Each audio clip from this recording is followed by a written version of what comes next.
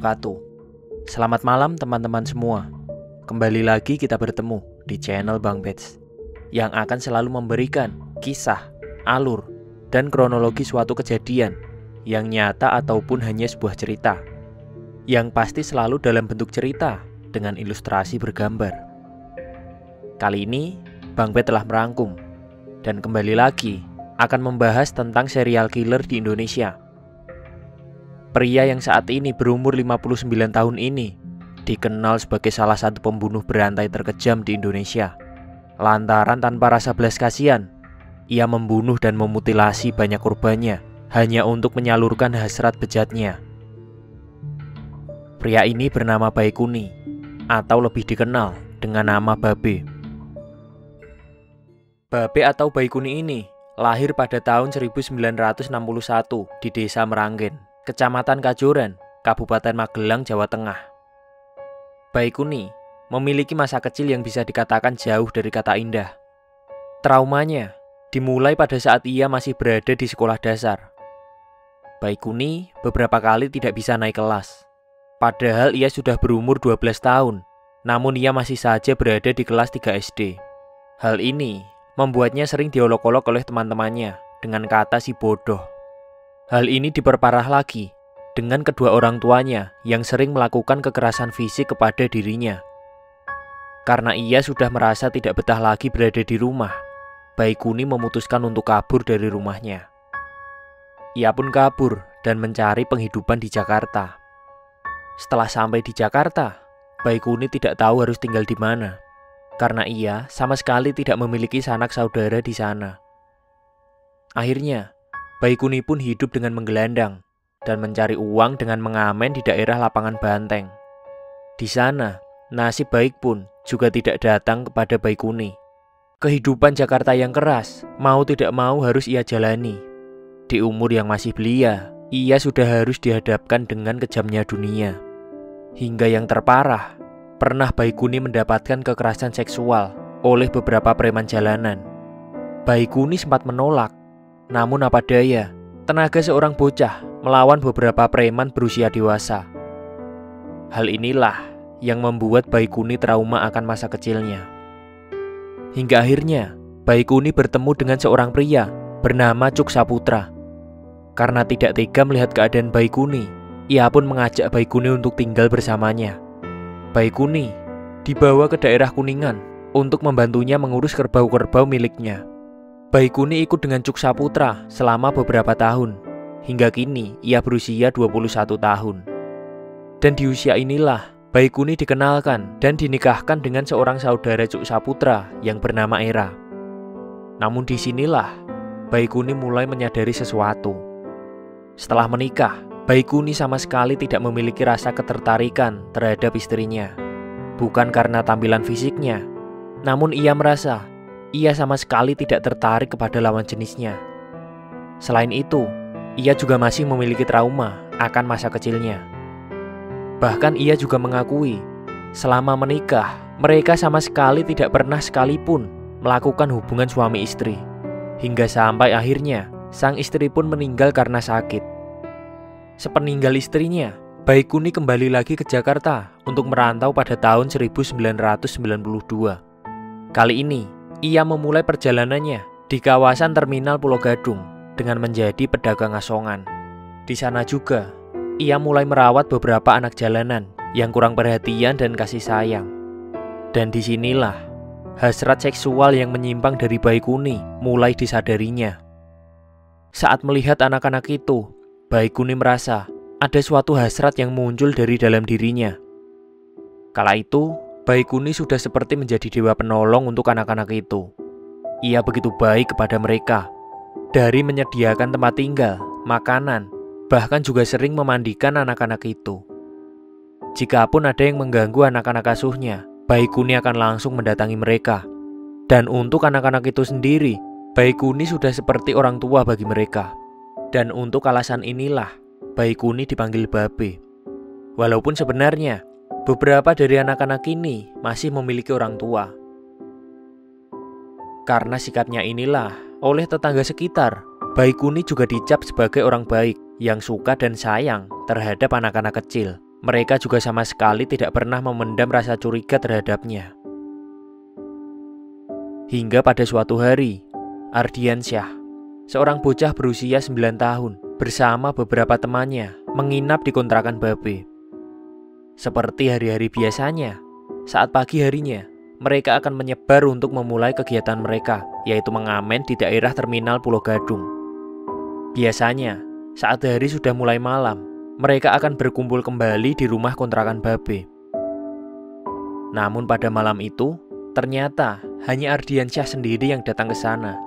Ardiansyah juga sama sekali tidak merasa takut, karena ia memang sudah kenal dan sering juga menginap di kontrakan Babe.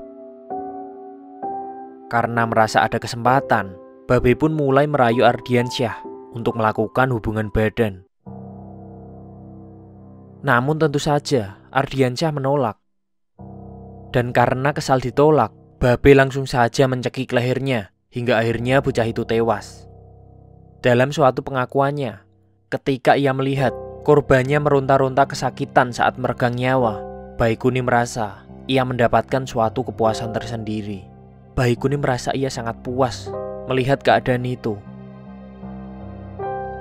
Saat si bocah itu sudah tewas, barulah Babe melakukan aksi bejatnya dengan menyodomi korban. Aksi kekejaman Babe juga tak sampai hanya di sana. Setelah selesai dengannya, Babe langsung saja memutilasi bocah itu menjadi 4 bagian. Hal ini dilakukan untuk mempermudahnya saat membuang jasad korban. Sungguh kejam dan sama sekali tidak memiliki peri kemanusiaan. Akhirnya, pada pagi hari pada tanggal 8 Januari 2010, ditemukan jasad seorang bocah yang sudah termutilasi tanpa kepala yang diletakkan di dalam kardus di pinggir jembatan Jalan Raya Bekasi, kilometer 27, arah Cakung, Jakarta Timur. Penemuan ini sangat menggemarkan daerah itu. Sedangkan untuk kepala dan sisa tubuhnya ditemukan pada keesokan harinya di jembatan di daerah terminal Pulau Gadung. Akhirnya, setelah diidentifikasi dan adanya laporan dari keluarga yang kehilangan, yaitu Nur Hamidah, ibu korban yang menyatakan ciri-ciri korban mirip dengan anaknya yang hilang. Hingga akhirnya dinyatakan bahwa jasad ini adalah jasad Ardiansyah. Menurut penuturan dari orang tua dan kakak korban, Ardiansyah memang sering menginap di kontrakan Babe. Dan juga atas kesaksian dari teman-temannya, terakhir kali mereka melihat Ardian juga saat berada di kontrakan Babe. Atas dasar inilah, pada 10 Januari 2010, polisi melakukan penangkapan terhadap Baikuni di rumahnya di Gang Masjid Haji Dalim, Pulau Gadung, Jakarta Timur dengan tuduhan pembunuhan dan mutilasi. Saat ditangkap, Babe pun pasrah tanpa melakukan perlawanan. Di rumahnya sendiri, polisi juga menemukan beberapa kardus, sebilah golok, dan baju milik Ardiansyah yang sudah berlumuran darah. Para tetangga yang melihat kejadian ini juga tidak menyangka, karena di daerah itu Baikuni dikenal baik dan sayang terhadap anak-anak. Hasil otopsi juga menyatakan adanya kekerasan seksual yang dilakukan kepada korban. Saat diinterogasi, Babe mengaku setidaknya sudah ada 14 anak jalanan yang dibunuhnya. Pembunuhannya dilakukan sejak tahun 1995 hingga yang terakhir bocah 9 tahun ini. Motifnya juga sama, yaitu untuk menyalurkan hasrat seksual yang menyimpang dari Baikuni ini. Dan jika menolak, mereka akan dibunuh oleh Babe. Yang lebih mencengangkan lagi, dari ke-14 korban, mereka semua adalah bocah laki-laki yang berusia 4 hingga 14 tahun, yang semuanya kurang mendapat perhatian dari keluarganya. Dan beberapa dari mereka juga dimutilasi oleh Babe. Dari sini diketahui, jika Baikuni bukan hanya sekedar mengidap homoseksual dan pedofilia, namun juga nekrofilia, yaitu ketertarikan untuk berhubungan seksual dengan mayat. Baikuni juga mengaku, ia selalu menyesal setelah ia melakukan pembunuhan. Namun apa daya, ia selalu saja tidak kuat untuk menahan nafsu bejatnya itu.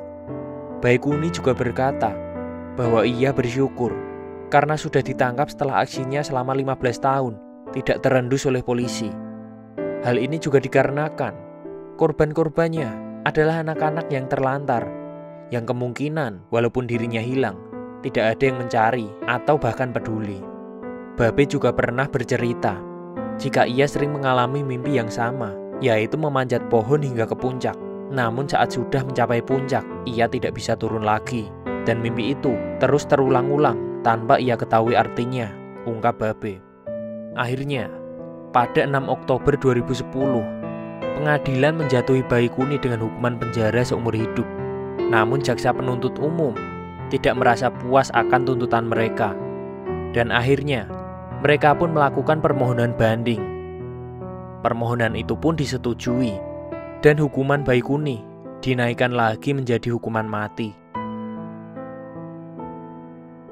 Namun hingga kini, sudah hampir 11 tahun di penjara, Baikuni masih belum juga menjalani eksekusi mati. Kasus kekerasan biasanya memang terjadi dikarenakan adanya pengalaman pahit atau trauma di masa lalu yang dimiliki oleh pelaku. Sehingga jika ia tidak bisa membalas, ia akan melampiaskan amarahnya atau dendamnya kepada orang lain. Sekian cerita yang bisa Bang Bet ceritakan. Sekali lagi, sebagai keluarga, sebagai orang tua, kita seharusnya bisa untuk mengenali anak-anak kita. Bagaimanapun keadaan anak itu, lebih mendalami lagi apa yang mereka inginkan, apa keahlian mereka, sehingga kita bisa mengarahkan kepada hal baik yang juga mereka sukai, bukannya mengatasi kenakalan dengan kekerasan. Karena itu, mungkin akan berdampak kepada mental dan masa depan mereka. Untuk mendapat masa depan anak yang baik, semua itu berawal dari diri kita sebagai orang tua. Jika kalian suka dengan video ini, silahkan klik like dan subscribe untuk mendukung agar Bang Bet juga lebih bersemangat untuk memberikan info-info untuk teman-teman semua. Terima kasih sudah menonton. Wassalamualaikum warahmatullahi wabarakatuh.